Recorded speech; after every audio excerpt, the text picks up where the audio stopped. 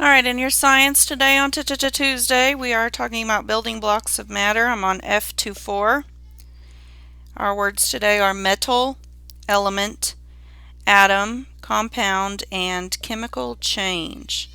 This large magnet is being lowered into a pile of junk. The magnet picks up some things, but not all, and not, one at a time sometimes. Why? Well, magnet has a pole, a north and a south, and it only attracts certain metals. What objects do magnets attract? Magnets attract some objects, but not others. Objects that a magnet attracts are made of certain metals. A metal is a hard, shiny material found in Earth's ground. There are many kinds of metals. Magnets attract the metal called iron and some other things too. Anything that attracts metals has the property of magnetism. Magnetism is the property that holds a magnet to your fridge. It is very helpful, like visiting a junkyard. You can see that a magnet is at work. You can use a magnet to sort certain metal objects from another. Check out this magnet. It's attracted to the little metal truck. This is a rock called magnetite. And then this image shows how magnets actually work. A north and a south pole of a magnet, the N and the S, north, south, are attracted to one another, while two south poles repel. They will not attract, they will not stick, they will just keep pushing away from one another. Do you need iron in your body? Yes. You need iron every day to stay healthy. You can get it from meats and dark green veggies such as spinach. Iron is often mixed with other materials to make steel. Steel is strong and lasts a long time. It is used to build things such as bridges, railroads, and cars. Other metals include gold, silver, copper, and aluminum. These are all soft metals. Each metal has its own properties. Copper and aluminum are light and soft. We use copper to make pipes. We use aluminum to make airplanes, also foil. Gold is soft yellow and very shiny. Silver is too. We often use these two to make jewelry. Looks like aluminum is in that canoe as well. What are the building blocks of matter? Well, atoms and elements. The metals iron, gold, silver, and copper are elements. Elements are the building blocks of matter. There are more than 100 different elements that make up all the matter in the world. Some, such as iron and copper, are solids, while other are liquids, and some, like helium, is a gas. Each element has its own properties. Elements join together in different ways and form everything on Earth. Everything is made up of atoms. An atom is the smallest particle of matter. It is way too small to see with your eyes. You'd have to use a microscope. The atoms that make up one element are all alike, but they are different from the atoms of other elements.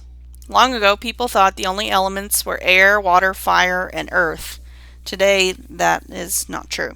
In fact, scientists find new elements all the time. This is called the periodic table.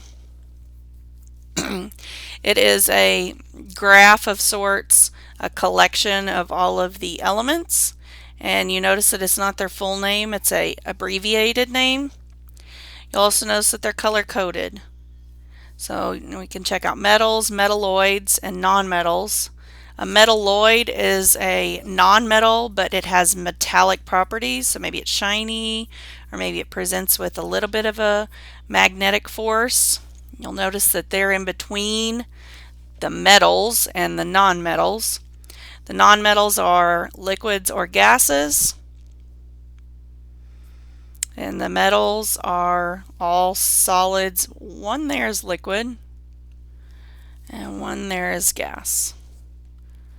The letter or letters in each box stand for the name of the element. Some common ones would be hydrogen, carbon, boron, nitrogen, oxygen, iron, helium, argon, neon, sulfur,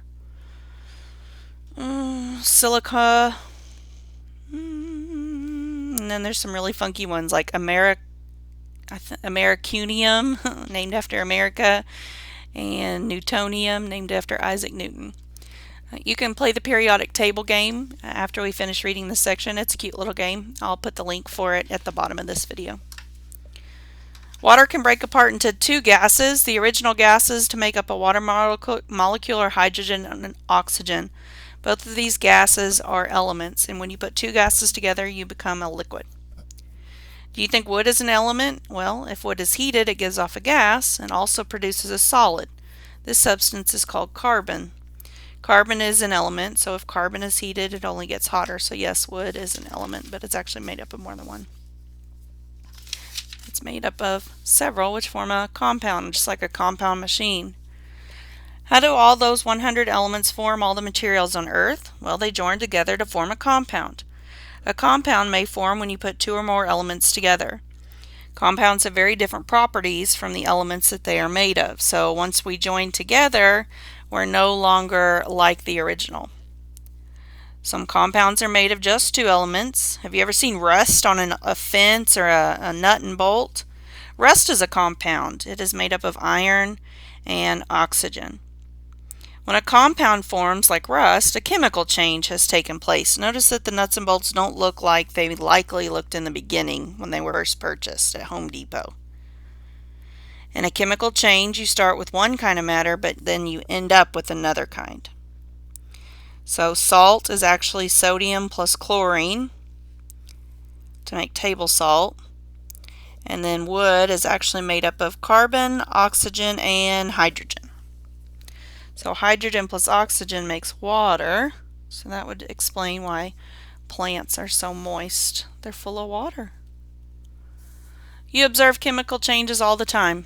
When wood burns, it produces gases and ash. That is a chemical change. When iron changes to a rusty piece, rust is a chemical change. Every time you cook, you do chemical changes. Cake batter changes when you bake it. It goes from a liquid to a solid. It now feels and tastes different. Please don't taste uncooked cake batter.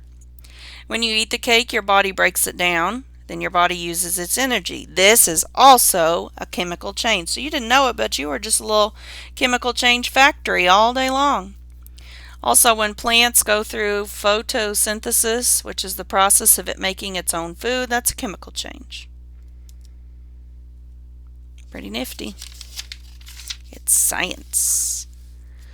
How do chemical changes and physical changes compare? So, it snowed. And then I rolled the snow up and put it in a shape and made a snowman. Is this still snow? Yes.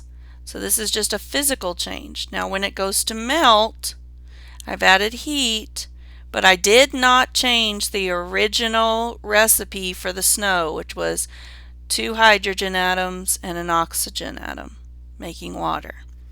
Now this is frozen water, but it's still water. So when I melted it, it's just a physical change. If I cut my paper, it's a physical change. Now what about a tomato? When you first pick it off the vine, don't pick it like when it's super green, but sometimes it's this color, and then you can set it in the windowsill or leave it until it's this color and hopefully bugs don't get it. When it goes from green to that orangish to that bright, real pretty red, that's also a chemical change. Remember that folding and tearing are just physical changes. Freezing and melting too. Matter looks different after a physical change, but the kind of matter it is stays the same, meaning that the element it is made up of didn't change. It's still the original recipe. However, in a chemical change, the kind of matter changes. You're going to look for one material going away and a new material forming. This is a sign of a chemical change. Other signs of chemical changes that are common are burning, forming bubbles. Now, not bubbles with a bubble wand. It's talking about like when something's cooking. Oh, cooking would be a chemical change. Forcing new colors, especially if you're talking like meat.